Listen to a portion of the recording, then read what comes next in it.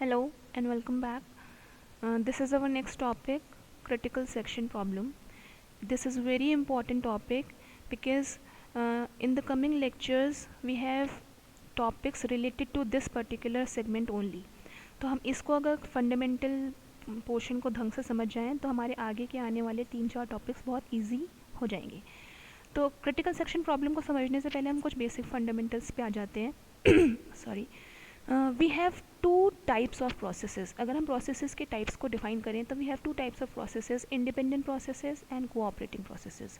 What are independent processes? When we have a process and it is executing independently, that is it do not require help or support of any other process, then it is an independent process. Example से अगर समझें, if we have a process P और उसको से for example कुछ resource चाहिए R1 and R2 and these resources are given to this process. ठीक है, इस प्रोसेस को ये रिसोर्सेज मिल गए और इसको किसी और से कोई और प्रोसेस नहीं चाहिए, यानी we have process Q as well, but इस प्रोसेस का इस प्रोसेस से कोई लेना देना नहीं है. Then this process P is known as independent process. ठीक है, वहीं पे व्हाट इज़ कोऑपरेटिंग प्रोसेस? जब हमारे पास ये प्रोसेस पी है और दूसरा प्रोसेस क्यू है and process Q have a resource R3, हमारी प्रोसेस पी को ये रिसोर्स R3 चाहिए जो प्रोसेस क्यू के पास ऑलरेडी है. तो प्रोसेस पी क्या करेगा? क्यू से रिक्वेस्ट करेगा कि प्लीज़ आपके पास जो प्रोसेस ये रिसोर्स 3 है ये मुझे दे दीजिए. इस केस में क्या है, प्रोसेस पी इंडिपेंडेंटली एग्जीक्यूट नहीं कर रहा है, ये किसी और प्रोसेस की हेल्प ले रहा है to get some resource. Then this is known as cooperating processes. यहाँ पे process P and Q are cooperating, वो एक दूसरे के सपोर्ट से एग्जीक्यूट हो रही हैं. तो ये दो तरह के हमारे टाइप्स ऑफ प्रोसेसेस थे. तो अगर हम समझें, जब प्रोसेस पी इंडिपेंडेंटली एग्जीक्यूट हो रहा था, उसके किसी की हेल्प की ज़रूरत नहीं थी, तो वो कभी करप्ट नहीं होगा, वो कभी ख़राब नहीं होगा, यानी बेसिकली वो किसी को हार्म नहीं करेगा. ठीक है, वहीं पे अगर कोऑपरेटिंग प्रोसेस होंगे तो ये दोनों एक दूसरे पे डिपेंडेंट है. प्रोसेस पी तभी एग्जीक्यूट करेगा जब प्रोसेस क्यू उसको रिसोर्स 3 प्रोवाइड कराएगा, एंड अदरवाइज वो तब तक उससे रिक्वेस्ट ही करता रहेगा. तो ये हमारे कोऑपरेटिंग प्रोसेसेस हैं.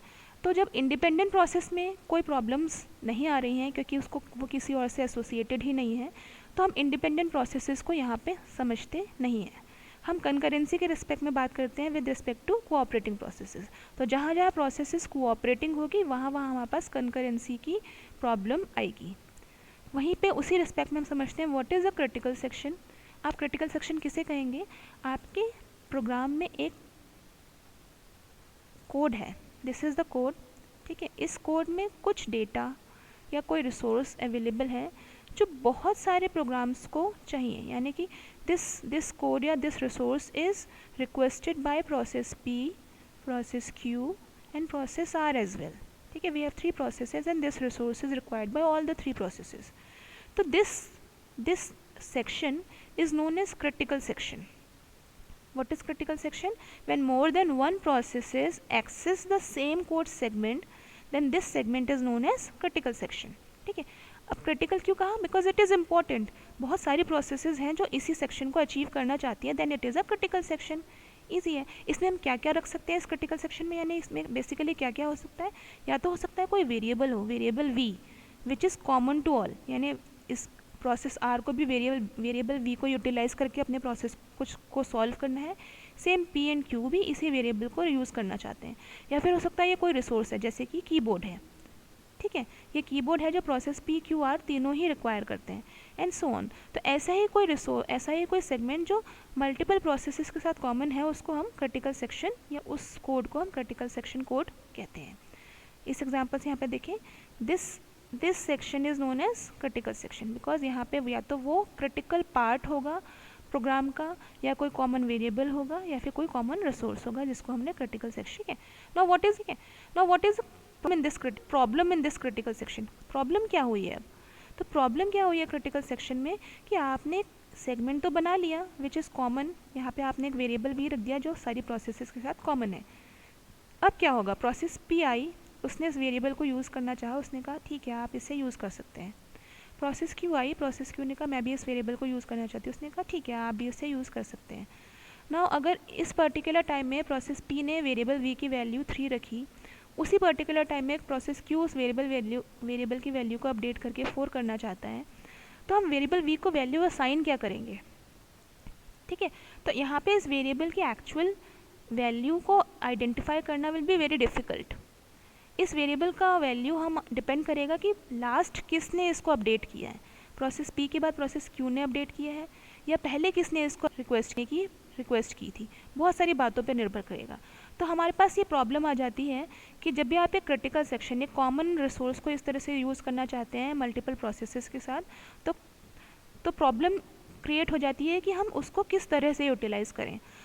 बहुत सारे केसेस में ऐसा हो सकता है कि अगर प्रोसेस पी ने इस वेरिएबल को एक्सेस कर लिया तो क्यू को ये वेरिएबल एक्सेस करना ही डिनाई कर दिया जाए, या फिर उसको वेरिएबल मिले तो हमें आंसर गलत मिले। तो ये हमारी प्रॉब्लम होती है क्रिटिकल सेक्शन प्रॉब्लम। ना इसको सॉल्व करने के लिए हम कुछ सॉल्यूशंस बनाते हैं, बट उन सॉल्यूशंस के बारे में बात हम आगे आने वाले लेक्चर्स में करेंगे। यहाँ पे हम ये पॉइंट्स देखते हैं कि जो भी हम सॉल्यूशन बनाएंगे वो किन किन पॉइंट्स को सेटिस्फाई करना चाहिए। So we have 3 particular points, mutual exclusion, progress and bounded wait.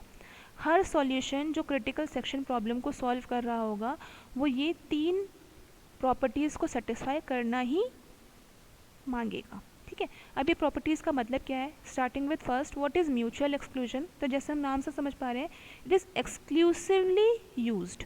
तो अगर हमारे पास कोई क्रिटिकल सेक्शन है, उस सेक्शन में कोई वेरिएबल है, then this variable will be used exclusively. What is exclusively, अगर प्रोसेस पी एक बार में इसको यूटिलाइज कर रहा है then Q will be denied to use this variable unless and until P has left this variable and stopped its execution। तो P जब इसको यूटिलाइज करके इस सेक्शन से बाहर आ जाएगा then only Q is allowed, तब तक हम इसको Q को इस वेरिएबल V को एक्सेस करना अलाउ नहीं कर सकते हैं। And this point is a mandatory criteria. जब जो भी आप सॉल्यूशन बनाएंगे उसमें म्यूचुअल एक्सक्लूजन एक्सक्लूसिवली अचीव कराना is mandatory. Okay, this is a mandatory criteria. Next is progress. What is progress, अब हमारे पास क्रिटिकल सेक्शन है एंड वी हैव 2 प्रोसेसेस जो इस क्रिटिकल सेक्शन में जाना चाहती है। इनफैक्ट वी हैव 3 प्रोसेसेस, ठीक है। Now P and Q they want to go in this critical section and R is the process जो इस क्रिटिकल सेक्शन में जाना नहीं चाहता। It is also cooperating but वो क्रिटिकल सेक्शन को यूज़ नहीं करना चाहता। इस केस में क्या होगा, हम तीनों को इक्वल चांस दे सकते हैं। हमारा सॉल्यूशन क्या हो सकता है कि हम पहले प्रोसेस P को भेजें, देन Q को भेजें, देन R को भेजें, देन फर्दर फिर P को भेजें, फिर Q को, फिर R को।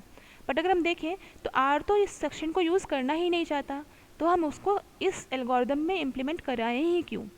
तो प्रोग्रेस क्या कहता है, प्रोग्रेस का कहने का मतलब है जो प्रोसेस क्रिटिकल सेक्शन में जाना चाहती है सिर्फ वही प्रोसेस पार्टिसिपेट करे उस क्रिटिकल सेक्शन को अचीव करने के लिए। बाकी प्रोसेस उस जो क्रिटिकल सेक्शन में नहीं जाना चाहती है वो उस रेस से खुद ही बाहर हो जाए ताकि वो इन दोनों की प्रोग्रेस को रोके नहीं। इन दोनों की प्रोग्रेस कब बढ़ेगी, जब अननेसेसरी प्रोसेसेस इसमें पार्टिसिपेट न करें। Again this is also mandatory criteria. Next and last segment is bounded waiting. Bounded waiting का मतलब हम नाम से समझ सकते हैं, प्रोसेस P भी जाना चाहता था, प्रोसेस Q भी जाना चाहता था, ठीक है, प्रोसेस R भी जाना चाहता था। नाउ हमने क्या करा, हमने टाइमिंग या स्लॉट्स बनाए, P को मौका दिया, फिर P जब रिलीज़ कर रहा है क्रिटिकल सेक्शन को देन Q को मौका दिया, देन Q ने जब रिलीज़ किया तो हमने फिर से P को मौका दिया, P ने रिलीज़ किया तो हमने फिर से Q को मौका दिया। ऐसे करते करते हमने P और Q में इतनी शफलिंग कर दी कि हमने R का नंबर आने ही नहीं दिया। तो ऐसे में R बहुत लंबे समय तक इस क्रिटिकल सेक्शन में जाने के लिए वेट करता रहेगा और एक टाइम आ जाएगा जब वो स्टारवेशन की स्टेज में पहुंच जाएगा। तो हम उसको स्टारवेशन की स्टेज में नहीं जाने देंगे and we apply bounded waiting. यहाँ पे हम एक लिमिट सेट कर देते हैं, after that limit we will give this critical section to this particular process R। तो इस सेगमेंट को हम क्या कहते हैं, बाउंडेड वेटिंग। ये क्राइटेरिया क्या है हमारा, एक ऑप्शनल क्राइटेरिया। तो हमें म्यूचुअल एक्सक्लूजन को इम्प्लीमेंट करना ही करना है, इट इज़ मैंडेटरी। प्रोग्रेस को इम्प्लीमेंट करना ही करना है, but bounded waiting is a optional criteria. अगर हम इसको भी इम्प्लीमेंट कर सके देन वेरी वेरी गुड। अगर हम नहीं भी कर पा रहे हैं then also we consider that solution as a solution, valid solution for critical section problem. I hope ये लेक्चर क्लियर होगा। प्लीज़ कोई डाउट हो तो प्लीज़ पूछें। Thank you.